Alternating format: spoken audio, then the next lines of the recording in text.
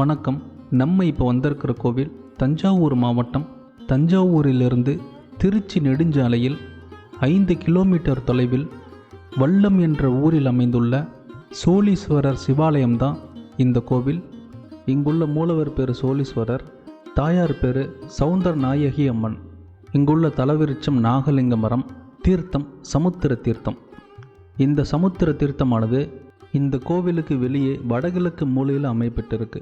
சோழ தேசத்தில் இந்த கோவிலானது 1000 ஆண்டுகளுக்கு முற்பட்ட ஒரு பழமையான கோவிலாகும். இந்த கோவிலானது வேண்கற்கள் மற்றும் செம்புரா கற்களால் கட்டப்பட்டிருக்கு. முன்னொரு காலத்தில் இந்த வல்லம் நாட்டை வல்லத்தம்பல் என்ற மன்னன் ஆட்சி செய்து வந்திருக்காரு. அப்பொழுது எதிர் நாட்டினவர்கள் இந்த வல்லம் நாட்டை நோக்கி படையெடுத்து வந்திருக்காங்க. இந்த நேரத்தில் வல்லத்தம்பல் மன்னனின் மனைவியார் கர்ப்பிணியாக இருக்கிறாங்க. எதிர்படையினரால் நம்ம தோற்று விடுவோம் அப்படின்னு தெரிஞ்சு தனது மனைவியை பாதுகாப்பாக கபில முனிவரிடம் விட்டுட்டு போகிறாரு. போரில் தோல்வியுற்று மன்னன் இறக்குறாரு.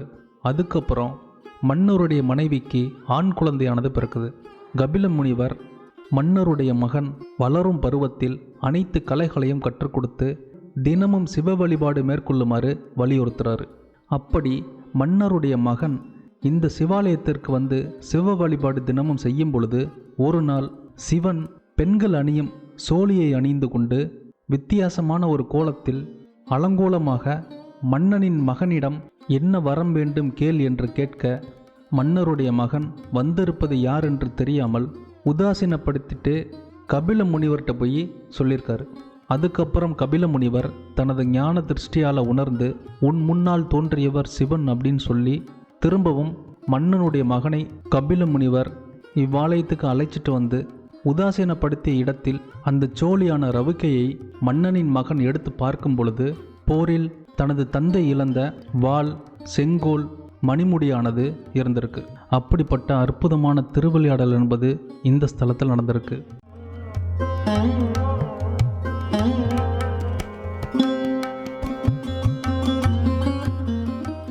இந்த சிவாலயத்தில் வந்து வழிபடுவோருக்கு தான் இழந்ததை திரும்ப பெறும் விதமாக இங்குள்ள சோழீஸ்வரர் சிவபெருமான் அருள்பாலிக்கிறார். பித்ருக்களாகிய முன்னோர்களுக்கு ஒழுங்காக திதி தர்ப்பணம் கொடுக்காமல் வழிபாடுகளை மேற்கொள்ளாமல் பித்ரு தோஷம் பெற்ற முன்னோர்களை இழந்தவர்களுக்கு இந்த ஆலயத்திற்கு வந்து இங்குள்ள சிவனை வழிபட்டால் பித்ரு தோஷமானது நிவர்த்தியாகுது. இது ஒரு பித்ரு தோஷ நிவர்த்தி ஸ்தலமாகும். ஓம் ஹரஹர நம பார்வதீபதகே ஹரஹர மகாதேவா. தென்னாடுடைய சிவனே போற்றி, எந்நாட்டவர்க்கும் இறைவா போற்றி. வெற்றிவேல் முருகனுக்கு அரோஹரா. நமது ஆலயம் தஞ்சாவூரில் விளங்கக்கூடிய தஞ்சாவூர் மாவட்டம் வல்லம் கிராமத்தில் விளங்கக்கூடிய சோழீஸ்வரர் சௌந்தரநாயகி அம்பிகா சமேத சோழீஸ்வரர் ஆலயம். நமது ஆலயம் சுவாமி கிழக்க பார்த்த சுவாமி. அனைவருக்கும் வேண்டியோருக்கு வேண்டிய வரங்களை இகபர சௌபாக்கியங்களோடு அருள்பாலித்து கொண்டிருக்கிறவர் நமது சோழீஸ்வர பெருமான். நமது ஆலயத்தின் சிறப்பு என்னவென்றால், நமது ஆலயத்திலே சூரிய பெருமானும் பைரவ பெருமானும் ஒரே பீடத்திலே இருந்து பக்தர்கள் அனைவருக்கும் காட்சி கொடுத்து கொண்டு வருகின்றார்கள். இதோட புராணம் என்ன அப்படின்னா, நமது ஆலயம் இழந்ததை மீட்கக்கூடிய ஸ்தலமாக விளங்கக்கூடியது நமது ஆலயம். இழந்ததை மீட்கக்கூடிய ஸ்தலம் என்றால், நாம் நமது வாழ்க்கையிலே என்னென்ன சௌக்கியங்கள், என்னென்ன சௌபாக்கியங்கள் என்று சொல்லக்கூடிய, இப்போதைக்கு இதெல்லாம் சொல்ல வேண்டியதாக இருக்குது.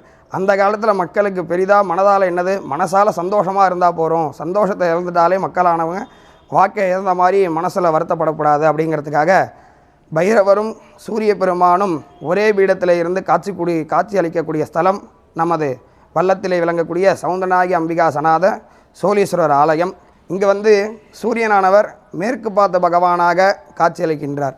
மேற்காகனா சுவாமியை பார்த்து, சுவாமி கிழக்க பார்த்து இருக்கார். சூரிய பகவான் சுவாமிக்கு அபிமுகமாக இருந்து காட்சியளிக்கக்கூடிய ஸ்தலமாக விளங்கக்கூடியது. அதனைத் தொடர்ந்து நமது ஆலயத்தில் உள்ள விநாயகருக்கு உண்டான சிறப்பு என்னவென்றால், நமது விநாயகப் பெருமான் நாகத்தை ஒட்டியானமாக அணிந்து கொண்டிருக்கின்றார். இந்த விஷயம் எந்த ஆலயத்திலுமே மிக குறைவாகவே காணப்படும். அந்த நாக ஒட்டியானமானது ராகு கேது தோஷங்களை நீக்க வல்லது.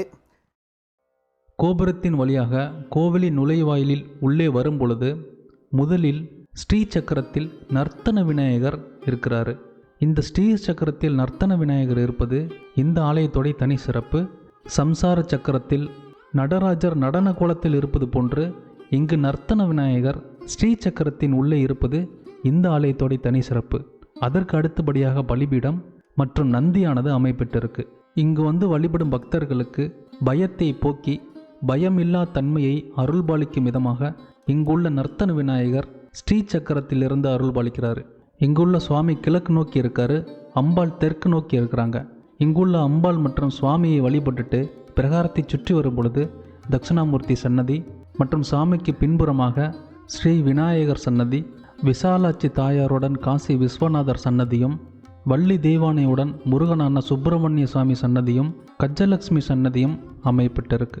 அதுக்கப்புறம் பிரகாரத்தில் வடக்கு நோக்கிய துர்க்கை அம்மனை நீங்கள் வழிபடலாம்.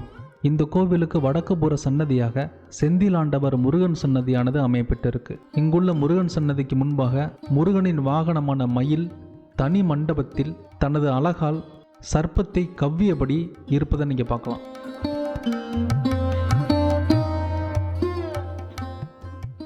முருகன் சன்னதியில் இங்குள்ள முருகனை வழிபடுவதற்கு முன்பு முருகன் சன்னதிக்கு இடதுபுறமாக வல்லப விநாயகர் மற்றும் தனது மனைவியான வல்லபநாயகி அம்மனை நீங்கள் பார்க்கலாம்.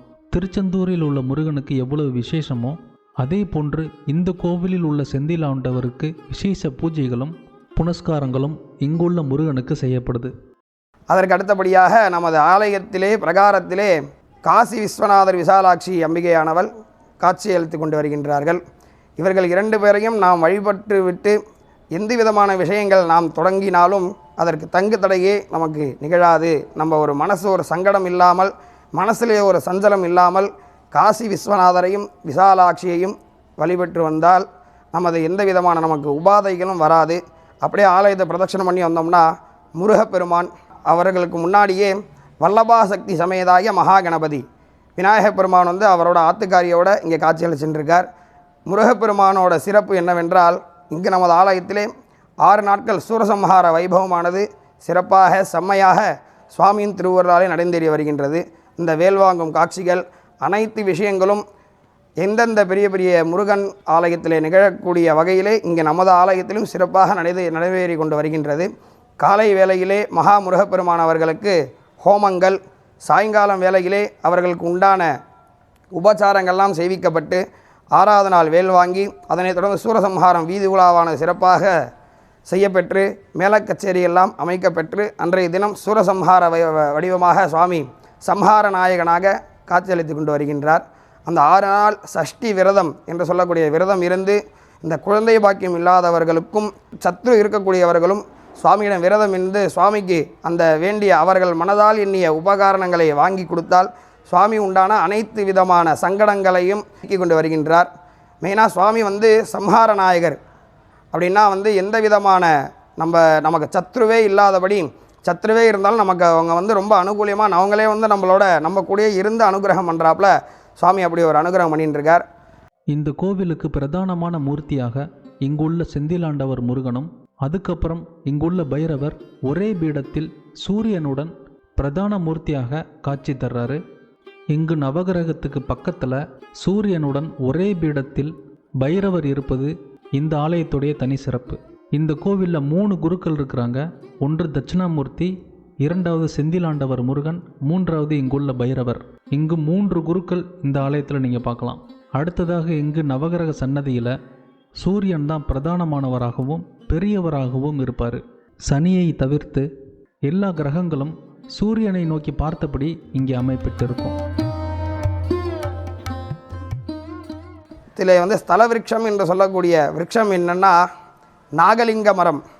அந்த நாகலிங்க மரத்தில் சுவாமி அந்த புஷ்பத்தில் அந்த புஷ்பத்தை தொட்டு வணங்கினாலே சிவபெருமானை வணங்குறதுக்கு உண்டான ஒரு பாக்கியத்தை சுவாமி நமக்கு அனுகிரகம் பண்ணிட்டு இருப்பார். அந்த நாகலிங்க மரத்திலே சுவாமி பிரதானமாக நடுவில் அமர்ந்து கொண்டு சுற்றி 5 இதழ்களும் ஈசானம், தத்புருஷம், அகோரம், வாமதேவம், சத்யோஜாதம் என்று சொல்லக்கூடிய 5 முகங்களாக பாவித்து நமது ஆலயத்திலே நமது சுவாமிக்கு அந்த நாகலிங்க புஷ்பத்தை பறித்து சாத்தினோம் என்றால் சோழீஸ்வரர் அனைவருக்கும் வேண்டிய வரங்களை இகபர சௌபாக்கியங்கள், இந்த இகபர சௌபாக்கியங்கள் அப்படின்னா எல்லாருக்கும் சுவாமி வரத்தை அனுப்பிக்கிட்டே இருப்பார்.